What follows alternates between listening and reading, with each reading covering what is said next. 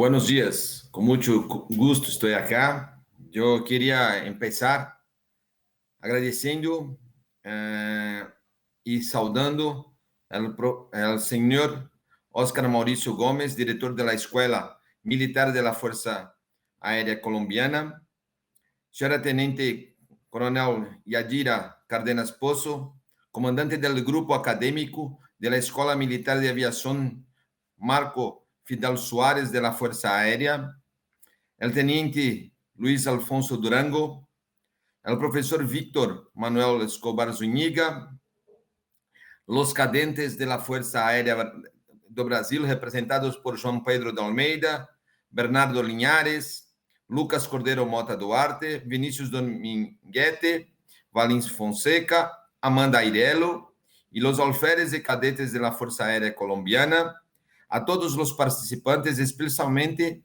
a los organizadores de este importante evento internacional. Un evento muy importante para toda Latinoamérica, porque yo pienso que es necesario nosotros nos unirmos y desarrollarnos. Entonces, yo voy a empezar a hacer mi presentación.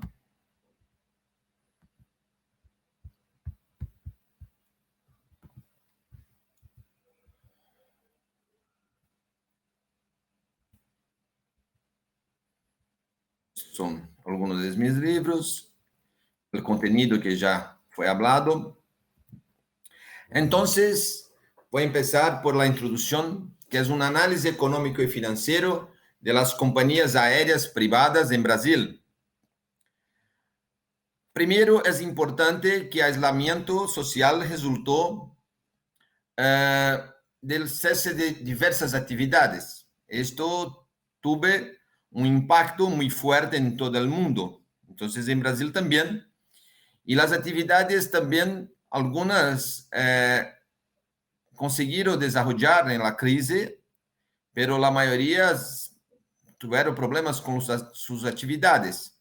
En Brasil aconteció un fuerte fenómeno que es muchas empresas abrieron, más abrieron que cerraron, porque con desempleo y con el cambio de la manera de las actividades es necesario tener otras empresas.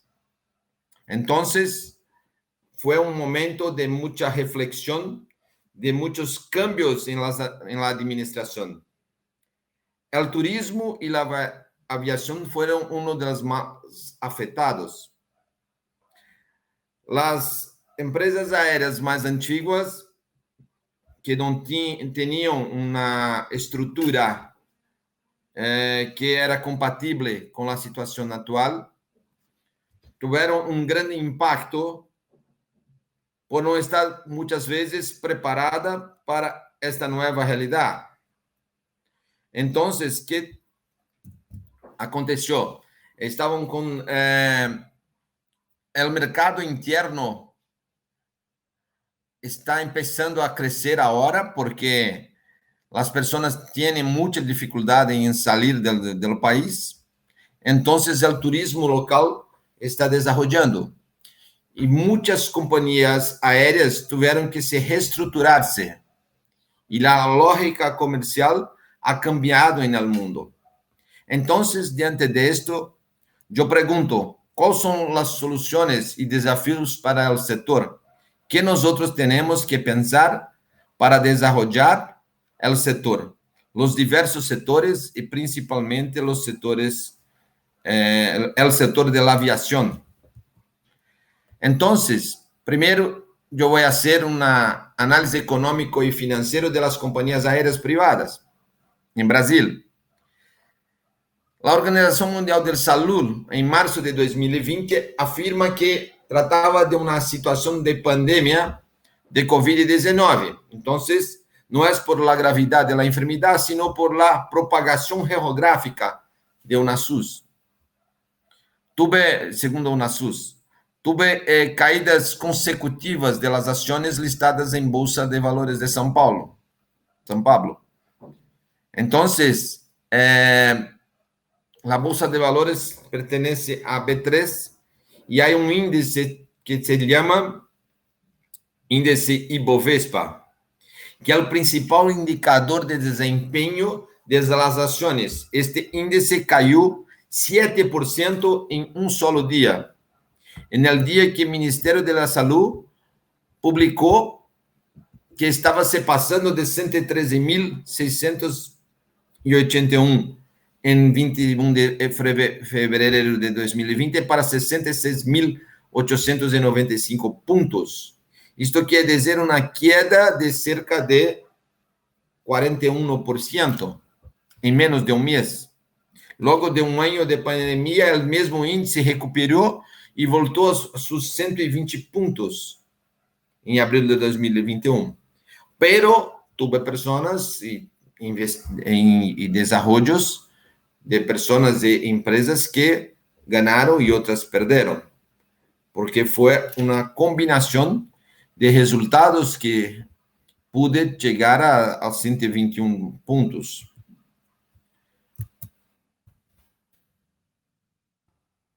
Então, a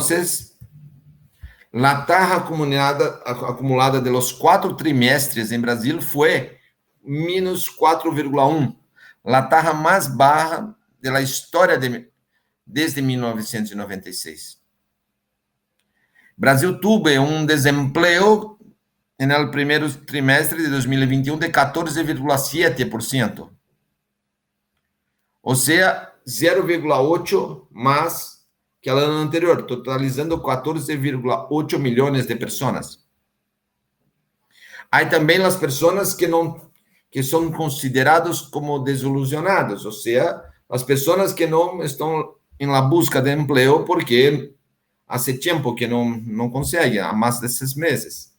Então, são 6 milhões também, que são as que deixaram de buscar um trabalho e que teve um crescimento de 25% respectivo ao mesmo período desde 2021. Bem, mira que estava falando no início, quando empecé, mira quantas empresas estão abertas novas em Brasil, 3,36 mil, sendo que muitas cerraram, pero mais abriram do que cerraram. Então, podemos inicialmente falar que Brasil está bem, porque está abrindo mais empresas, pero não é verdade. Isto porque, na verdade, estão abrindo por causa de desemprego e por causa do câmbio da maneira que as empresas se comportam em la pandemia. Então, em la pandemia, é necessário cambiar a lógica. Por exemplo, os restaurantes se cambiarem para os deliveries. Pero esto é muito lógico que é necessário, pero não é tão fácil hacerlo. Então, se falamos de companhias aéreas, vamos pensar uma coisa. Temos uma grande companhia com muitas obrigações trabalhistas, obrigações com os fornecedores e uma estrutura muito grande. E depois tendremos que ter uma mais chica, uma menor, uma empresa pequena para atender demandas mais locais. Temos que cambiar a lógica. Isto acontece em todos os setores. E nem sempre é possível, porque há compromissos, há políticas implementadas que dificultam o cambio das empresas. Então, acá estou com a variação de Ibovespa. Mira que este é solo os bens industriais que se participa o transporte aéreo. Então, quando falamos que cresceu 23% em 2009 a 2020, não é tão malo. Pero quando falamos do transporte aéreo, mira, menos 2%. Se mirarmos de 2016 a 2020, a variação é 934. Pero, quando agregamos solo 2017 a 2020, solo 452. E 2018 a 2020, 64,19. E 2019 a 2020, menos 2. Então, é possível mirar uma grande queda do setor aéreo. Outros setores também têm a queda, pero aéreo que está negativo. La aerolínea aérea Gol, y yo puedo hablar también de otras, pero vamos a hablar de la Gol, solicitó un préstamo para Delta Airlines, que está tratando de negociar una deuda, y ahora fue buscar ayuda para Morgan Stanley, y está en una situación muy difícil. También la Delta decidiu comprar 20% de Latam, que recentemente se acorreu a la proteção por quiebra e optou por romper com Gol. Então, estão em muita dificuldade financeira as empresas aéreas em Brasil. Pero tendremos que compreender que nem tudo é um futuro tão complicado, porque há empresas sorrindo. La Companhia Azul, as ações caíram de 45,19 a princípio de março a 21 a princípio de julho. A empresa Gol bajou de 26,11 a 20, pero solo 5,60 em março. Então, a aerolínea Azul, por exemplo, chegou a um acordo onde reduziu o viaje buscando reduzir os prejuízos e melhorar a situação. Dada a situação, a empresa levou a cabo um plano que se inclui barras não retribuídas, despidos voluntários, enfim, um plano de recuperação para poder atuar em uma situação nova. Este plano de recuperação é necessário para todas as empresas. É necessário as empresas atuarem de maneira diferente, porque sabem que é uma nova realidade. Pero há novas empresas, novas aerolíneas em meio da maior crise da indústria. Uma é Itapemirim. Itapemirim começou com operações com 10 aviões. É uma empresa que tem tradição em transporte viário e agora está em aéreo. Já tive uma vez em transporte aéreo. Também há nova la Nela Linhas Aéreas. São aviões pequenos com capacidade de cerca de 40 passageiros. Também tem a Regional Airlines, que utilizará um turbohélice de 70 assentos. Esta Regional Airlines é uma empresa que tem origem, que busca vuelos com custos médios. E uma coisa muito interessante é que a Nela é uma startup que comprou, inclusive, a Amazonas Linha Aérea. Amazonas é uma empresa aérea da Bolívia e que assumiu o controle da venezuelana Albatross Airlines. E a Asas Linhas Aéreas também deve operar inicialmente com transporte de carga, depois quer operar também com transporte de pessoas, e que deverá começar em breve em Brasil. Então, a crise tem obrigado os gerentes, os gestores, a cambiar seus atos. E uma coisa que é muito importante é reconhecer a crise, reconhecer que a situação é outra, reconhecer para administrar as empresas que cambiou a realidade e que é necessário uma nova realidade, que é necessário um novo comportamento para atender a crise. Entonces, es necesario un plan de contingencia, un plan que mira, podemos hacer acciones comprendiendo que cambió la gestión, cambió la situación debido a una nueva planificación y una nueva situación de contingencia. Bien, entonces cuando nosotros hablamos que es necesario rever las políticas de administración, yo pregunto, ¿qué es administración? ¿Qué sea administración? Administración es un proceso de tomada de decisión con objetivos y recursos. ¿Cuáles son los recursos? Los recursos humanos, los recursos materiales y los recursos tecnológicos. Estes tres son los recursos básicos que nosotros tenemos que ter para hacer acciones de administración. ¿Y por qué está acá capital también? Porque capital es para adquirir más recursos humanos, materiales y tecnológicos. Entonces es necesario un planeamiento de las empresas. Algunos en busca de la recuperación de la situación, otros en busca de un cambio de sus actividades considerando la nueva realidad.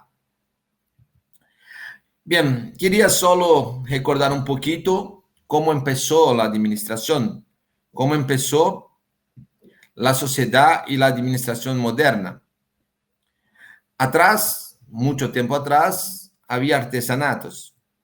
Y en el periodo artesanal, las empresas se organizaban con intenciones de hacer cosas artesanales, cosas manuales. Entonces surge la industria y la administración y la ingeniería se desarrollan mucho con base en la industria de productos, en la industria de transformación. Entonces, si nosotros mirarmos, todos los libros de costos siempre tienen una carga muy fuerte volvida para los productos. Así también los libros de administración tienen una parte muy grande de los productos y otros. ¿Por qué? Porque así que se consolidó la teoría de la administración. Pero es importante comprender que las pequeñas fábricas con operações artesanais, equipos inflexíveis, era de aquela época e era necessário cambiar. Então, agora estamos em outro momento que necessitamos cambiar também. Então, primeiro, começou a desenvolver os sistemas de fabricação. A coordenação e os controles simples se delegavam a terceiros. Surge o conceito de especialização de trabalho, como Adam Smith. E começamos a reduzir o tempo dedicado às operações, aumento da produtividade, redução de custo de produções. E este sistema é estendido para Estados Unidos e para a Europa. Havia um conceito de que o dueño ou gestor sabia muito sobre a empresa e as pessoas tinham só que fazer as coisas. Então, surge o conceito de peças intercambiáveis. Um trabalho que é corrente, havia necessidade de interrelações. E surge o conceito de la produção intercambiável. Bien, Taylor, em final do século XIX, empezando o século XX, traje princípio de gestão científica, princípio de exceção, estudio de tempos e movimentos, análise de métodos, padrões, e hasta hoje muitas empresas estão usando os mesmos conceitos.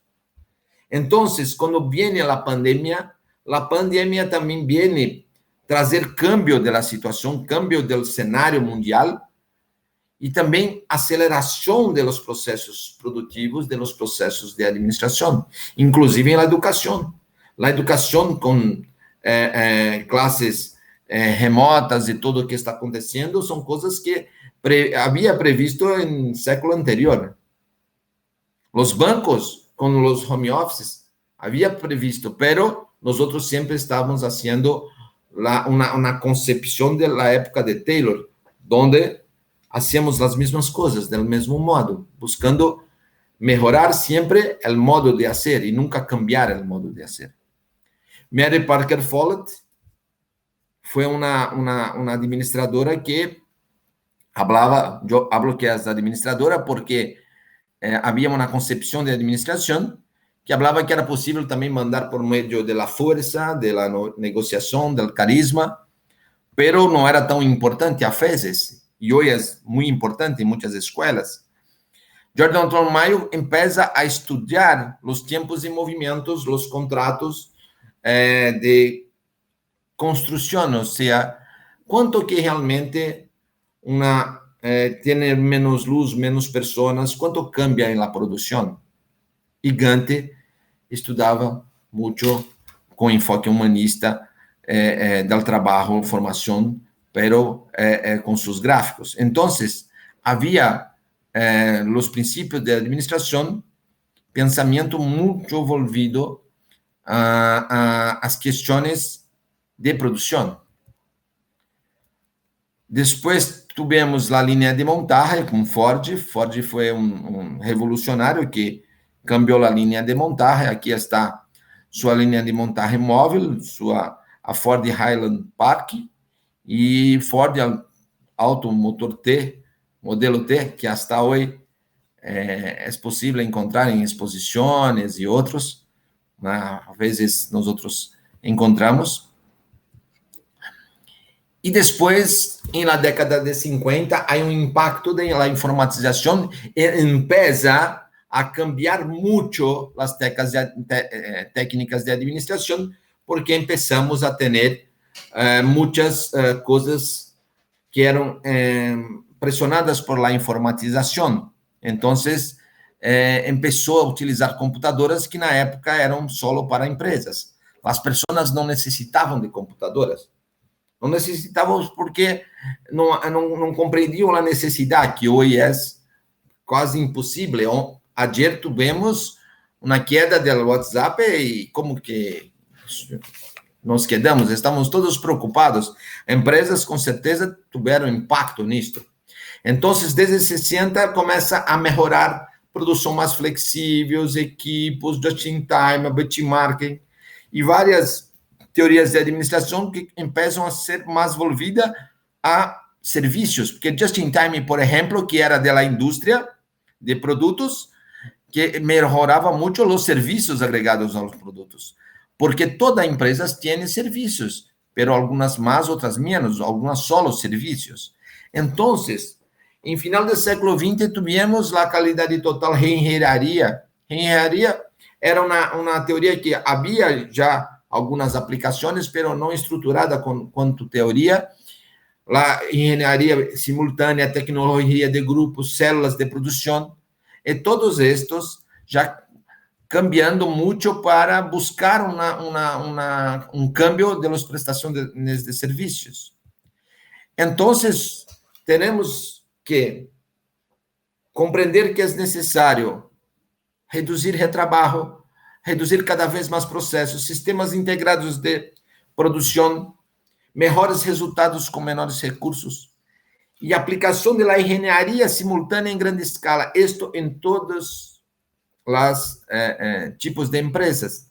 E os estados são muito importantes, porque os estados têm que ter políticas para garantizar a competitividade das empresas, pero também têm que fazer a gestão dos estados. Por isso que é importante também a tributação. Então, todo isto busca optimizar a indústria de serviços, indústria de produtos. É necessário o uso adequado, optimização do espaço de produção, ergonomia, estratégias éticas, enfim. Então, primeira coisa que nós temos que pensar, se queremos cambiar em uma sociedade que tem muita informação, uma sociedade que tem muitos serviços, e sabemos que se conseguimos ter melhores serviços com custos menores, temos mais competitividade, e que a informação está para todos, Primeira coisa que é necessário é ter políticas éticas, porque a informação está para todos e as pessoas sabem quando há procedimentos não éticos. E o que é ético? Éticos é modo de ser, éticos são as características de um grupo. Por lo tanto, representa a forma de um coletivo atuar. A maneira que as pessoas trabalham de maneira conjunta. Dentro deste conceito de ética, eu pude desenvolver alguns pensamentos. Primeiro, a ética possibilita uma melhor vida em grupo. A ética possibilita uma evolução da sociedade. E a ética possibilita o respeito dos indivíduos no contexto social. Considerando a ética, temos que saber que é reflexo da época, de uma sociedade. Somos éticos de maneira diferente em sociedades diferentes, em situações diferentes. Então, não é possível pensar em los aspectos éticos sem reflexionar sobre sustentabilidade, desenvolvimento e sobre as estruturas internas das organizações. Depois, eu pude formular as 5 dimensões da ética. Primeiro, né? A sustentabilidade, que está por todo, que são os aspectos ambientais, sociais e econômicos, pero há aspecto que hoje é muito importante e é transversal por los três, que são os aspectos multiculturais. E outra coisa, a sociedade está cambiando muito, há novas tecnologias, então a ética também tem que se desenvolver. Luego, é necessário também uma política nova sempre das empresas e das instituições. Por isso, a inovação e a ética é muito importante. E para isso, nós temos que ter aprendizagem contínua. O aprendizagem garante a inovação e por meio de governo corporativo, porque a vezes sabemos que vai cambiar, pero nos acomodamos. Então, o governo corporativo pode proporcionar isto.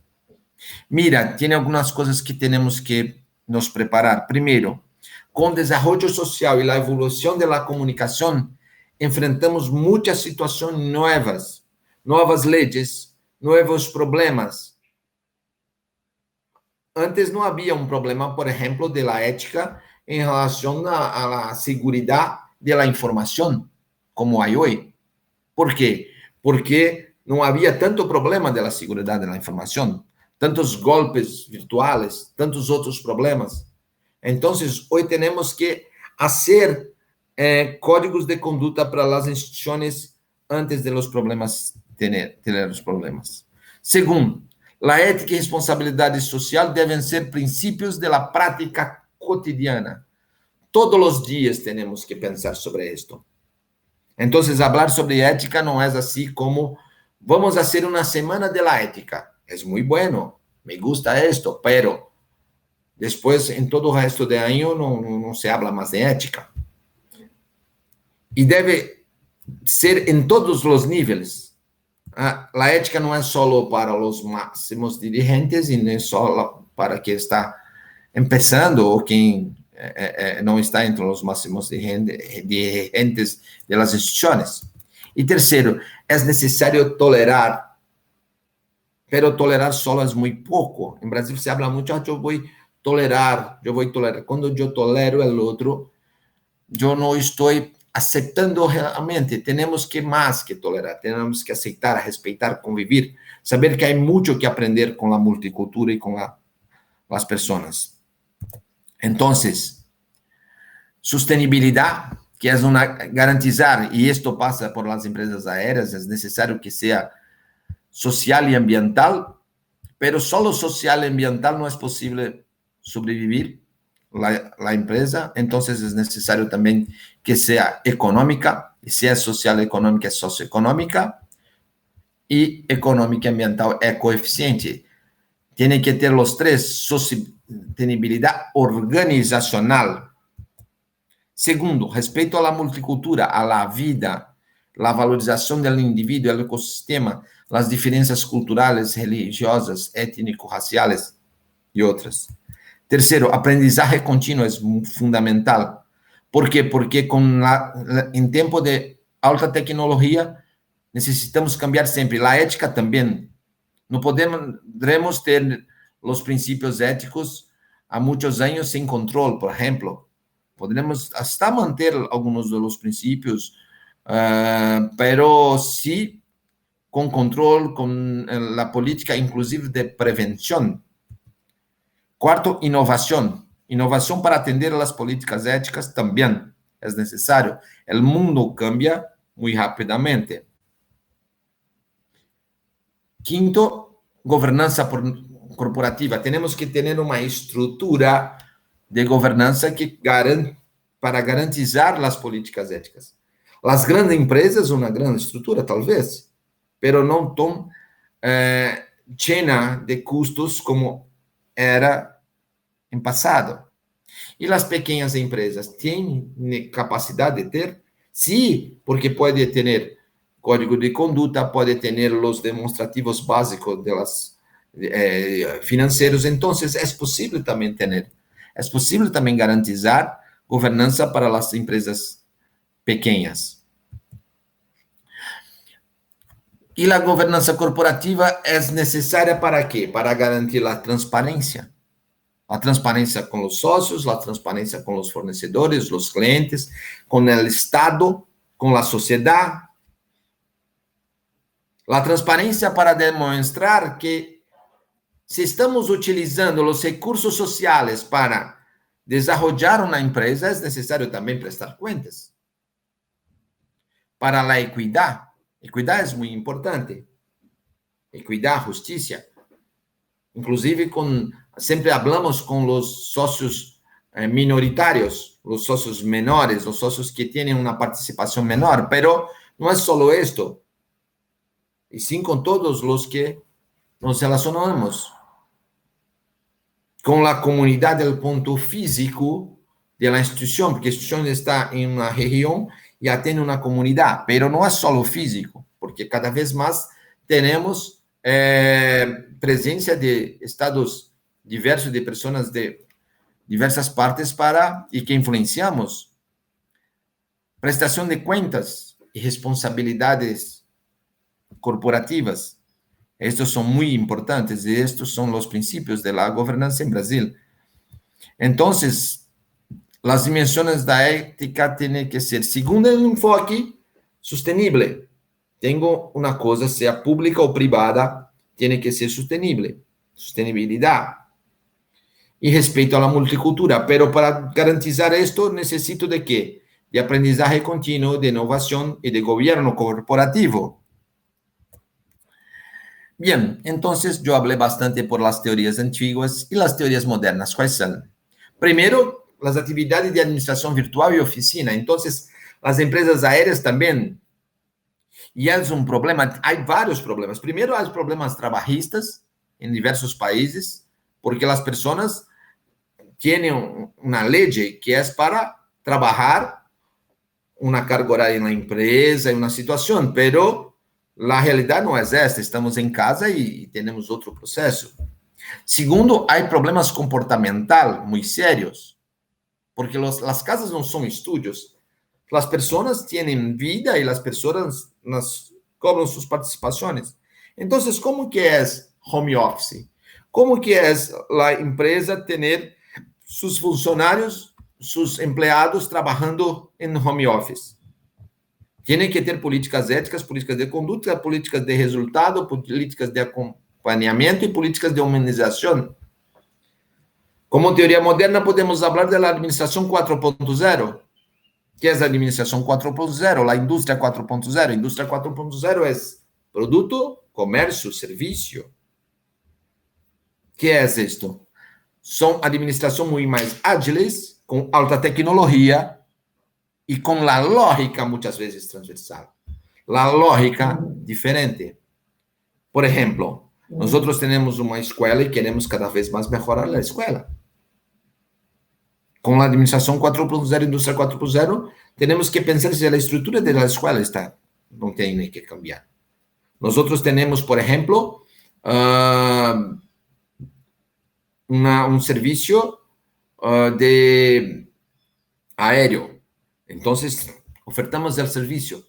e sempre hacemos melhor dentro de uma lógica. Será que não é hora de cambiar para realizar serviços? Quem tem hoje serviços de baixo custo e melhor qualidade vai ganhar muito mercado. Isto já era falado por Drucker quando era vivo. Peter Drucker, quando estava vivo, já falava isto. Então, é necessário serviços flexíveis, otimizados, e otimizados se compreenda com qualidade. Qualidade que é? Qualidade, para mim, de um serviço é uma coisa, para os outros é outra coisa. Então, é possível ter uma lógica, uma inteligência que pode saber que necessita cada um. E qualidade não é mais del Taylor, que era que ele pensava que era qualidade. Algumas coisas que devem acontecer, por exemplo, diminuição dos nascimentos nos países mais desenvolvidos e aumento da longevidade em todo o mundo. Temos jovens desde mais tempo. O que quer dizer isto? Pessoas com 50 anos, 60 anos, eram pessoas muitas vezes que teriam muitas dificuldades de produções início do século passado. Hoje, cada vez mais, temos jovens, mais tempo jovens, ou seja, pessoas que cada vez mais têm condição de produção com qualidade e melhores, com mais informações. É necessário revisar o conceito de envelhecimento. Educação, temos que saber que é para toda a vida e que o capital é a única vantagem competitiva, capital intelectual. Os outros capitales não é mais vantagem competitiva. Conhecimento, tendremos para quê? Tendremos que saber por que tendemos que ter conhecimento.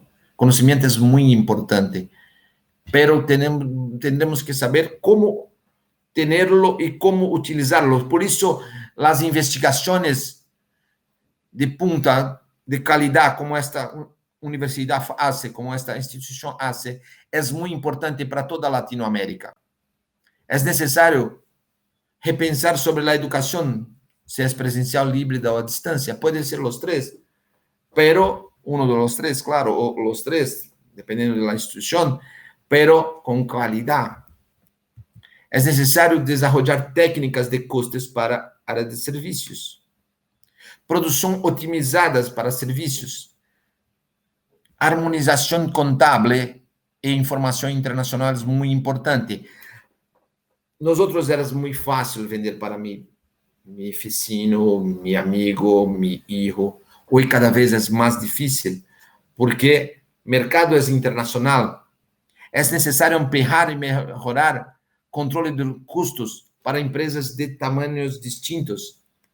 Custos e diferenciação são as coisas mais importantes do mercado de serviços. Há outras, mas são muito importantes. Claro, ética e outras, mas eu estou falando para ser mais competitivo. É necessário um método de gestão de alta tecnologia. Então, alguns exemplos de coisas que vão acontecer, que nós outros sabemos, mas que é sempre bueno recordar. Desenvolver cada vez mais relações entre empresas e pessoas, como alianças ou por necessidade. Então, vocês que são cadetes, é muito importante ter relação com os cadetes em termos de rede e outros, porque em 20 anos, 30 anos, cada um estará em sua vida, pero com a vida diferente, com os locais diferentes, pero com uma referência que é antiga e esta referência é boa para manter uma rede social, para manter uma rede profissional, uma rede personal. É impossível modelos de gestão única. Eu tenho um modelo que é muito bom, que serve para todo tipo de empresas. Não existe isto. As empresas são diferentes. É necessário sustentabilidade para os governos e é necessário uma ação e intervenção do terceiro setor. O terceiro setor tem que representar mais, cada vez mais, porque tem uma força muito grande para garantizar problemas como fome, problemas como outros problemas sociais no mundo. É necessário gestão de obra virtual. Tendremos ejemplos de presente y futuro con previsiones como fin de los zoológicos no modelo actual, más gente con celular que con electricidad. Celular hoy es casi imposible una población se quedar sin celular, una persona. Energia solar mais barata que a eletricidade, coches elétricos e fim do uso coches com energia solar, coches autônomos, alquiler el Uber é possível. Então, imagina, eu vou com um Uber que é autônomo, que não necessita motorista. Em 2025, Noruega eliminará os costes de gasolina, novas próteses humanas. E a Latinoamérica tem que participar fundamentalmente de desenvolvimento. Por isso, as investigações são muito importantes.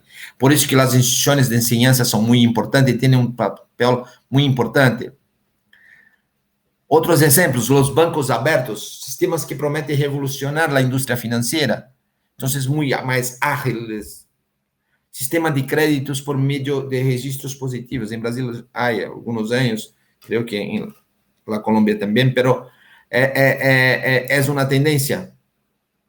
Os sistemas de sustentabilidade e governança de maneira evolutiva, ou seja, cada vez mais se evolua e se avalie. Uma coisa, leis nacionais de proteção de dados. Cada vez mais temos isto, mas com um problema, que há uma liberdade internacional, porque, por exemplo, os estados punem se a empresa tem um comportamento inadequado em proteção de dados, pero internacionalmente há uma liberdade para ofertar para meu cliente. Então, isto é necessário uma regulação internacional. Muitas regulações internacionais são necessárias, como, por exemplo, algumas regulações sobre a tributação. E uma coisa muito importante que todos teremos que saber: nós, como profissionais, não podemos competir com a inteligência artificial. Então, às vezes, as pessoas perguntam: tal profissão vai se acabar, o que tenho que fazer? Então, não vá competir com a inteligência artificial. Vamos utilizá-la a nosso favor, utilizá-la construindo e desenvolvendo por meio deles. Yes. Câmbio na área fiscal, porque processos mais uniformes em todos os países, mais e maiores controles internacionais e simplificação dos processos. Simplificações de processos em todas as temáticas, incluindo o legal. E eu pergunto, falando inclusive de Brasil é um país mais burocrático, que tem talvez mais burocrático do mundo. Será possível um futuro viver as atividades burocráticas, as pessoas viver de elas, com a simplicidade das ações? Será que é possível sobreviver fazendo solo atividades burocráticas? Outra coisa, o processo de internacionalização poderá estandarizar impostos, processos legais e trâmites. É necessário que os países separem a área fiscal da área contábil, cada vez mais. É necessário a harmonização. Outra coisa que eu aponto como novo desafio: no mundo há uma tendência e necessidade de regulação do mercado. Para quê? Para melhorar a qualidade da informação, para garantizar a fiabilidade das relações comerciais e profissionais, para garantizar a implantação das políticas éticas, para aumentar a fiabilidade da inversão, para aumentar a transparência das instituições. Considerando essa realidade, o desenvolvimento e implementação de políticas gerais de governança tende a consolidar-se no mundo, e é necessário. É necessário principalmente para a Latinoamérica. Por que principalmente? Porque nós estamos em Latinoamérica e precisamos nos unir. Então, as instituições têm que perceber a necessidade de implementar essas políticas de governança corporativa, e há uma percepção das instituições por adotar e desenvolver políticas éticas. Por lo tanto, é previsível a melhora do processo das políticas éticas para garantizar todos esses processos. Sexto punto, surgimento de novas ferramentas e melhora das antigas em relação às normas internacionais contábeis. As normas internacionais contábeis são muito importantes. E é uma tendência que há também que ampliá-las. Não pode ser só financeiras, tem que ser com aspectos sociais, ambientais, socioeconômicos e multiculturais.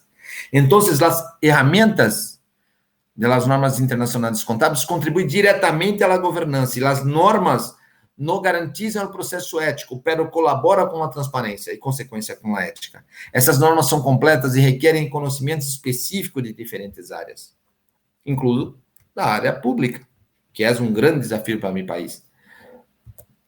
Fortalecimento de demonstrativos com indicadores sociais, ambientais e econômico-financeiros. Esta é uma importante tendência.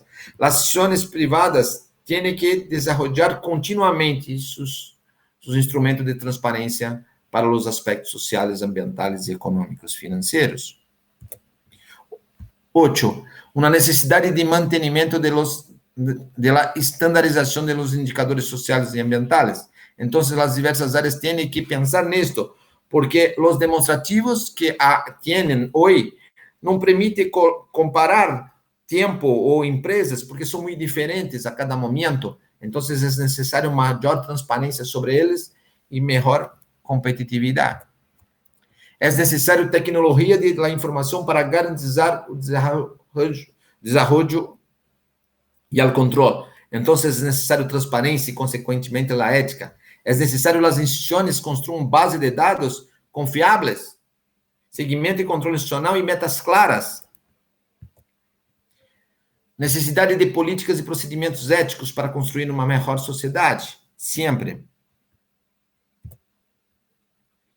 Desenvolvimento de ferramentas de governança corporativa para micro e pequenas empresas. Este é um outro problema que é muito importante para garantizar a competitividade internacional, porque eles têm que competir no mercado internacional. E é possível isto. Implementação das normas contábeis para todos os países da América Latina. Eu sei que a Colômbia está muito avançada com as NIFs, né? Mas é necessário que todos os países façam isso, para nós termos competitividade internacional. Então, o que são as normas internacionais? Né? As normas internacionais são as IFRS, que é o IASB, que é um organismo criado em 2001, que sucediu a IASC e que emite as normas. E as NIFs, em Brasil, tem as normas brasileiras, em Colômbia, seguem as NIFs, que são as normas internacionais de informação financeira para os países hispânicos, mas que permite a transparência, a fiabilidade, a responsabilidade, a eficiência e qualidade de informação, que é muito bueno que estão alinhados e que estão já com as NIFs há anos, pero sempre há coisas novas e sempre temos que aprender e sempre há mercado para isto. ¿Por que temos que atender a isto? Para a necessidade de... Temos que atender a isto para nos desenvolver. E que necessitamos? Necessitamos de aprendizagem para aprender a isso, atender. Porque, não foi já implantado? Foi, mas é um processo. É necessário novos conceitos e estruturas contábeis para atendê-las. É necessário compreender que elas têm muita subjetividade. É necessário compreender que há conflitos na área fiscal em muitos países. É necessário que as faculdades de administração e contabilidade revisem seus conteúdos e procedimentos para atendê-las. E que é necessário possibilitar e ampliar as relações com o mercado internacional por meio de normas contábeis bem estruturadas e bem e garantizadas. Todos esses fatores estão associados a um momento de forte necessidade de informatização e de união da América Latina para garantir o crescimento. Queria falar que para o mercado de aviação, mercado aéreo, há muitas aerolíneas de todo o mundo e eles necessitam de um plano de recuperação ou de reorganização, depende de como está sua situação. Por quê? Porque é outro momento, é outra situação, é necessário nos reorganizar.